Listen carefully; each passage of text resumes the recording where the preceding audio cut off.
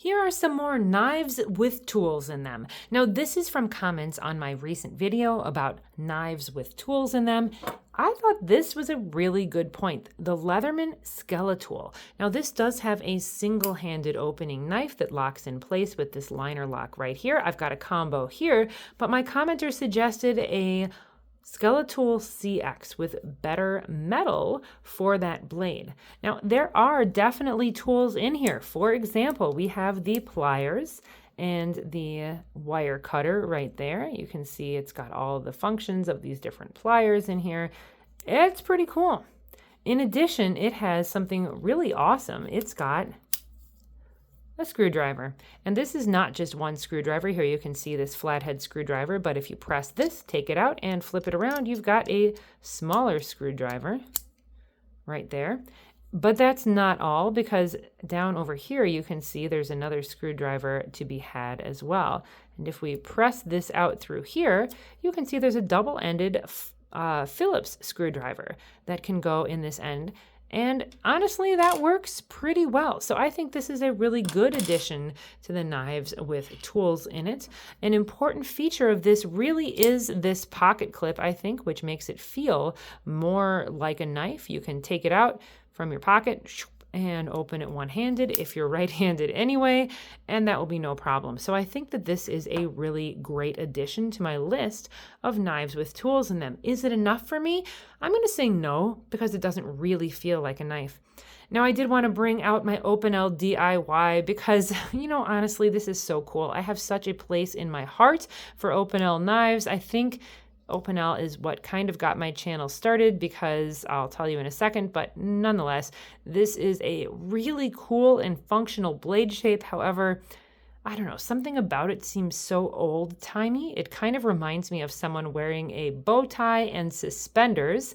It's just, I don't know, an old-timey kind of feel to this knife. The handle feels great, it feels wonderful to carry, and it does have different functions. Not only does the knife include these wire strippers, but also in the handle here, you've got a couple different screwdriver bits which go right into this magnetic portion of the back of the handle.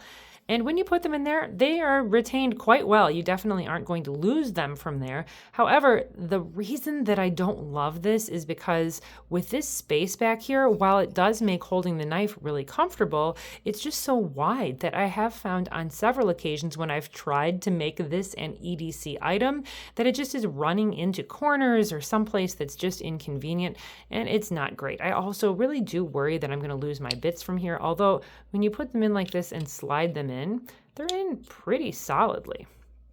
Now, let's move on to the one that a commenter did bring up. This is the Kershaw Select Fire. You guys, okay, if you want a knife that's 8CR13 MOV, I'm going to admit, okay, it's not the greatest knife steel you've ever seen in your life. However, it has flickability. Even I can flick this, apparently flicking something else at the same time. Let's try that again just for good measure. There we go. If I can make it happen at all, you could definitely make it happen. This knife feels amazing. It feels like a knife. There's no discomfort, no problems. It actually opens very easily. If you don't want to flick it, it's fine. You can close it one-handed if you're being focused. And it is a really nice, comfortable knife to use. It's good size. This liner lock is good. No problems. The Kershaw Select Fire is awesome. But of course, the tools in it are the thing that really set it apart. Here we have, okay, now there is a stop at 90 degrees, and then here out at 180, we've got a place to hold a bit and space to store 4 different bits. Let's take this guy out. We can, looking through the viewfinder, put it right in here, and this feels like a normal screwdriver. It doesn't get in the way, it just acts normally. The tool comes with 2 Phillips and 2 flathead bits stored here in the handle, but you could just replace this with something else. There's nothing special about these bits, which is a really cool feature compared to the SOG multi-tool that I showed you the other day. Now, this is marked off in 1/4 inches, and centimeters on the other side without any numbers. And oh, before I close this up, let me show you, there is also a bottle cap lifter. They do not advertise it as such, but certainly this is what this is for. It does work. I actually had a video talking about that. I was going to make an entire video about this because I think it's so cool that they spent time at Kershaw to make this awesome, comfortable knife feeling knife that has other tools in it. I'm going to say this is really close to something that I think knife people would like to carry, except of course the steel's not that great, and honestly it just doesn't have enough tools. If you were to ask me what every single person should carry, would be the Swiss Champ. Yes, I know it looks enormous, but look, compared to these, it's really not that big. Here, let's close this Skeletool up and look. It is not enormous. It's not huge. Check it out. Okay, it's shorter than that, and it's not that much thicker. Yeah, I'm not going to lie, it's heavier, but it's not that much heavier. It has all of these tools in it, people. Why are you not just carrying this? But if you want a knife and want some tools in it, this is actually a reasonable option as long as you don't mind doing your own sharpening and aren't expecting anything amazing and more than a general EDC knife out of your knife blade. This could be a really good choice for you, the Kershaw Select Fire.